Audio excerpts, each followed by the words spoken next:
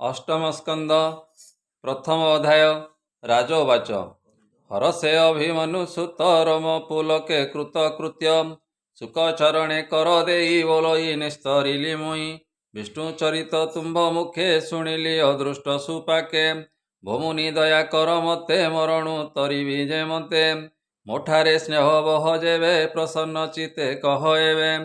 पूर्वे स्वयंभुव मनु प्रत्यक्षे पद्मजोनि तनु ताहांक वंशे जे चरित जे पूर्वे भूत भविष्यत विस्तारे तुम्भ मुखु शुणी तरिबि भव तरंगिणी जे वंशे स्वयंभुव राजा मनु पुरुष रूपे पूजा पूजित ए माया जगते जेवा चरित कले जेते ए मनु वंशे जेते कृत्य अद्भुत विष्णुर चरित अद्यापि वसी कवि जने अशेष शास्त्र अनुमाने ग्रंथिले कृष्ण गुण गाथा अशेष कर्म हरि कथा जे कथा कर्ण रंध्रे पशि अशेष कलुष विनाशी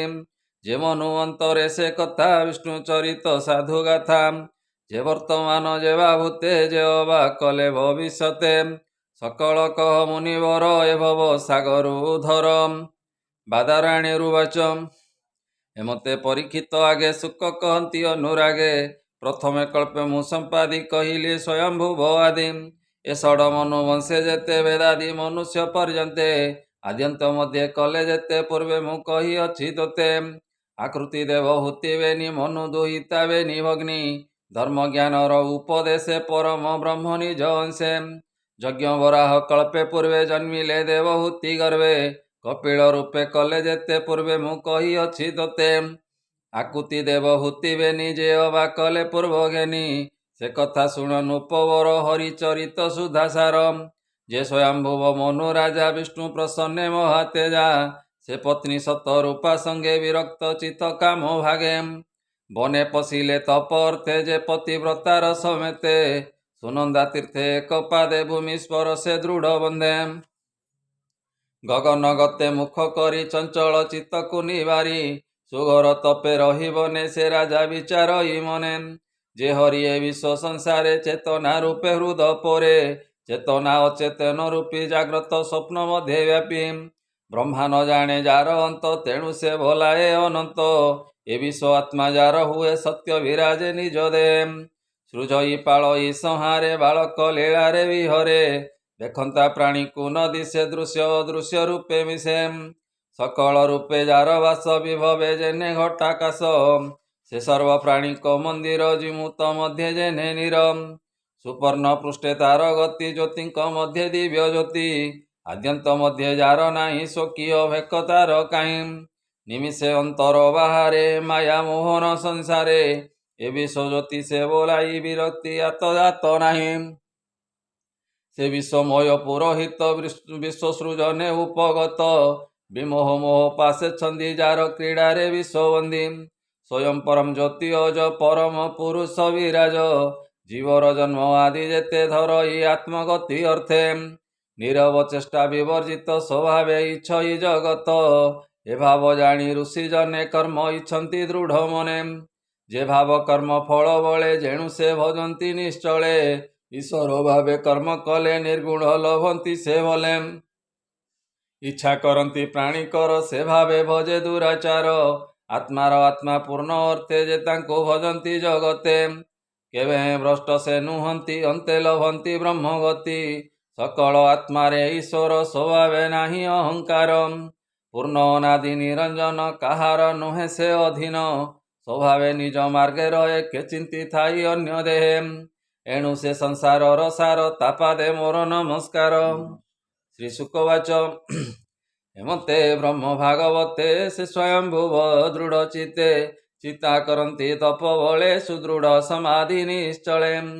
असुर जातु धान गणे बेगे मिलिले जोगारने भक्षिबा प्राय क्षुधा से बेगे मिलिले तार पासे ताहाकु देखि नर हरि यज्ञ पुरुष रूप धरी निवारी जातु धान गण स्वर्गे मिलिले नारायण से मनु अंते सुरचित द्वितीय मनु से विदित अग्निर पुत्र शेष भावे राजत कला विश्व भावे द्विमत सुशेष रोचिष आदि तार पुत्र दश से मनु काले नरनाथ रोचन नामे बलवंत ଯାହାର କାଳେ ଦେବଗଣେ ତୁଷିତ ନାମେ ଉଚ୍ଚାରଣେ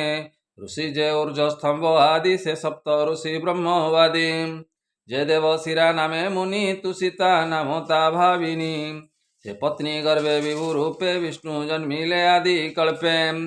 ପୂର୍ବେ ସେ ବାଲଖିଲ୍ୟା ରୂପେ ଅଷ୍ଟାଶୀ ସହସ୍ରାବ୍ଦ କଳ୍ପେ ଯଜ୍ଞ ଆରମ୍ଭେ ଉର୍ଦ୍ଧ୍ୱରେ ତା ବିଷ୍ଣୁ ଭଜନେ ବଳବନ୍ତା ବିଷ୍ଣୁର ଦୀକ୍ଷା ଶିରେ ଧରି ସେ ମୁନି ଗଣେ ବ୍ରହ୍ମଚାରୀ କୁମାର ବ୍ରତ ଆଚରିଲେ ତେଣୁ ବାଳକ ସେ ହୋଇଲେ ତୃତୀୟ ମନୁ ଯେ ଉତ୍ତମ ସେ ପ୍ରିୟ ବ୍ରତର ନନ୍ଦନ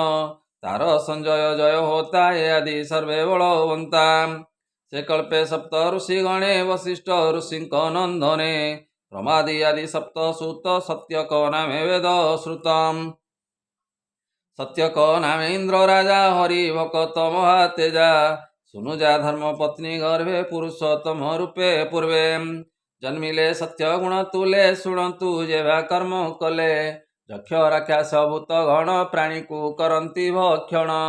ତାହାକୁ ମାରି ସତ୍ୟ ସଙ୍ଗେ ଧର୍ମ ରଖିଲେ ସତ୍ୟ ଯୁଗେ ଚତୁର୍ଥ ପ୍ରିୟ ବ୍ରତ ସୁତ ତାମସ ଉତ୍ତମର ଭ୍ରାତ ସେ କ୍ରତୁ ପୃଥୁ ଖ୍ୟାତି ନର ଆଦି ଦଶତା କୁମର ତାର ଅନ୍ତରେ ସ୍ୱର୍ଗପୁରେ ତ୍ରିଶିଖ ନାମେ ସୁର ଘରେ ସତ୍ୟକ ହରିବୀର ଆଦି ଦେବତା ନାମେ ପ୍ରସିଦ୍ଧି ଜ୍ୟୋତି ଧର୍ମେ ମୁନିଏ ଆଦି ତାମସ ଅନ୍ତରେ ପ୍ରସିଦ୍ଧି ବିଧୃତି ନାମେ ଦେବଗଣ ଶୁଣ ଏ ତାହାଙ୍କ ପ୍ରମାଣ କାଳେ ସକଳ ନାଶ ଗଲେ ଶେଷ ଅନ୍ତରେ ଯେତେ ଥିଲେ ସେ ମନୁ ଅନ୍ତରେ ଅଦ୍ଭୁତ ହରିଣା ଉଦରେ ସମ୍ଭୂତ ତେଣୁ ବହିଲେ ହରିନାମ ରୂପେ ମୋହନ କୋଟି କାମ ଯେ ହରିନାମ ଏ ସଂସାରେ ଅଶେଷ ତୁରିତ ସଂହରେ ଯେ ରୂପେ ଗଜେନ୍ଦ୍ର ମୋକ୍ଷଣ କୁମ୍ଭୀର ଦର୍ପ ନିବାରଣ ଜଳେ କୁମ୍ଭୀର ମୁଣ୍ଡ ହାଣି ସତ୍ୟ ରଖିଲେ ଚକ୍ର ପାଣି ଜାନାମ ପରମ ମଙ୍ଗଳ ଦୂରିତ ବନେ ଦାବାନଳ ଏକଥା ସୁକ ମୁଖୁ ଶୁଣି ପାଣ୍ଡବ ବଂଶ ଚୂଡ଼ାମଣି ଆନନ୍ଦେ ହୋଇ କୃତ କୃତ୍ୟ ବଇଲେ ନୃପ ପରୀକ୍ଷିତ ଭମୁନି ଦୁର୍ଲଭ ବଚନ ଶୁଣି ଆନନ୍ଦ ମୋର ମନ କେମତେ ପ୍ରଭୁ ନର ହରି ଗଜ ରଖିଲେ ଗ୍ରାହ ମାରି କୁମ୍ଭୀର କେଉଁ ଜଳେ ଥିଲା ଗଜକୁ କେମତେ ଧରିଲା ସେ ଜଳ ଜୀବ ଜଳେ ଥାଇ ହସ୍ତି ସଂଯୋଗ ତାର କାହିଁ ହସ୍ତି ସବଳ ମହାକାଏ କୁମ୍ଭୀର କେତେ ବଳ ବହେ ଏକଥା ସଂଶୟ ତ ମୋତେ ଭମୁନିକ ଶୁଦ୍ଧ ଚିତେ ଏ ପୁଣ୍ୟ କଥା ମୋର ଧନ୍ୟ ମଙ୍ଗଳ ଯୁତ ସୁଖାୟନ ଯେ ପ୍ରସ୍ତାବ ହରିବାଣୀ ଶ୍ରବଣ ମାର୍ଗେ ଶୁଣେ ପ୍ରାଣୀ ସେ ପ୍ରାଣୀ ଭବ ଭୟ ତରେ ନ ପଡ଼େ ମାୟା ତମ ଘରେ ସୁତ ବଚନ ହେମତେ ପରୀକ୍ଷିତ ବାଣୀ ଆନନ୍ଦ ସୁକ ମୁନି ଶୁଣି ଗଙ୍ଗାର ତୀରେ ଅନ୍ତର ଜଳେ ଅସଂଖ୍ୟ ମୁନି ଗଣ ମେଳେ ଗୋବିନ୍ଦ ପାଦେ ଦେଇ ଚିତ୍ତ କହି ବିପ୍ର ଜଗନ୍ନାଥ ଇତି ଶ୍ରୀମଦ୍ଭାଗବତେ ମହାପୁରାଣେ ପରମହଂସ୍ୟାଂ ସହିତାଂ ବୟସିକ୍ୟାମ୍ ଅଷ୍ଟମ ସ୍କନ୍ଧେ ସୁକ ପରୀକ୍ଷିତ ସମ୍ବାଦେ ନାମ ପ୍ରଥମ ଅଧ୍ୟାୟ। ବୋଲ ଆନନ୍ଦେ କବାର ହରି ହରି ବୋଲମ୍।